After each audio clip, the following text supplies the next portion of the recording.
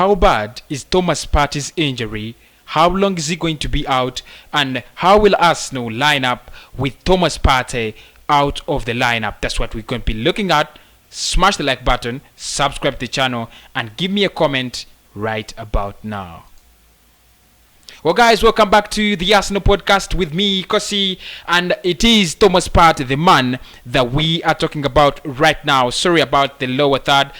Can Arsenal sign Isco the Generators window? That is on no video, but the focus is Thomas Partey, and how long is he going to be out?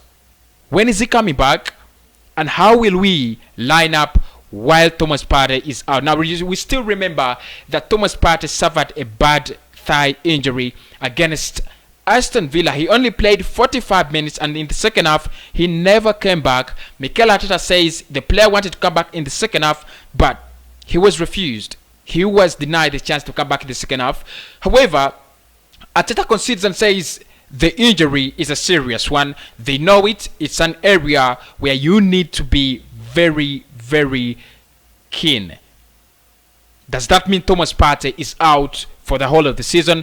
Fortunately or unfortunately for some of the clubs, the answer is a no. Thomas Partey is going to be missing the Leeds game, but he'll be very fit for Arsenal in the coming matches. Now, Mikel Arteta has been talking to the press ahead of the Leeds game, and he was very confident. Speaking ahead of the game, he said Thomas Partey is going to be out of the Leeds game. That is very true. He has a thigh injury, and they are still assessing him. He's very, very, very, well improving, and that means probably in the coming games against Tottenham Hotspur or Wolves, he might be there a part of the club. Now, the biggest question is how much is Thomas Partey a loss to Arsenal, and how can we line up without Thomas Partey? Of course, I know the lineup that's already in your head.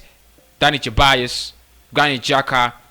Mohamed Elneny is out with COVID-19. That means we have a midfield duo that has been comfortable playing together, but now they can't play together anymore because they have just become injured.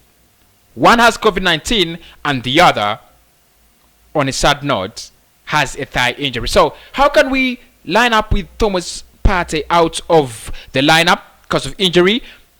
One, I think the midfield will still go for a 4, like Mikel Arteta wants it, or a 3. But I don't see him play three midfielders, especially when he doesn't have Mohamed Elneny and he doesn't have Thomas Partey. So I see him play 4 midfielders and 3 defenders. That means that he's going to have Ainsley Maitland-Niles or Elbeke Bellerin joining the midfield. Bukayo Saka, as always, will be on the left of that midfield. Danny Ceballos and Granit Xhaka will be the 2 men to pivot the midfield and, of course, complete it. Of course, the front 3, that is his choice. He decides who plays and who doesn't play. Now, if you look at what Thomas Partey has been giving the club ever since he joined us from Atletico Madrid for 50 million euros, he has been incredible. He has been tremendous. He has been beautiful, brilliant.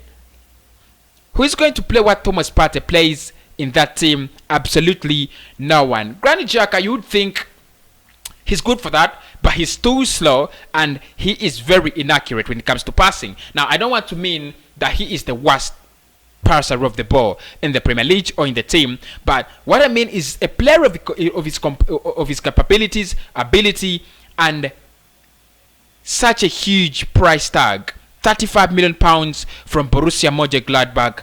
He needs to do better. Now, Arsenal, without having Thomas Partey, we are going to have so much problems. Danny Ceballos combined with Granit Xhaka, they'll give you one player, Thomas Partey. That means we are going to have a midfield that is consisting of 1 midfielder, but actually 2 shots, but in 1 person. So, sorry for that. Look at this, guys. Thomas Partey is out. Granit Xhaka and Danny Ceballos are coming back in the midfield. The same midfield we had when we were starting the season, the same midfield we had last season, and we did not progress anywhere other than 8th in the league. So the question is, are we comfortable with Thomas Partey being out of the league? Are we comfortable with Thomas Partey being out of the starting lineup? The answer is no. I personally would want to see Thomas Partey play every game at Arsenal. But this was a question that went unanswered in the transfer window. We said if Thomas Partey got injured, we like Thomas Partey. We know Thomas Partey is a good player, but if he got injured, then the question remained, who replaces him? The answer was obviously Granit Xhaka, but the question is, does he meet the standards of Thomas Partey? Is he the kind of player that you, me, and any other Arsenal fan there wants to replace Thomas Partey? The answer is no. The quality of Thomas Partey, the way he plays on the pitch, his work, you don't see him, you don't compare him to Granit Xhaka. At least if he has been compared to Patrick Vieira, then you know who and what we are talking about. But how bad is it for us? No, one, we are not going to be winning possession anymore, just like we have been doing it in the past. The reason is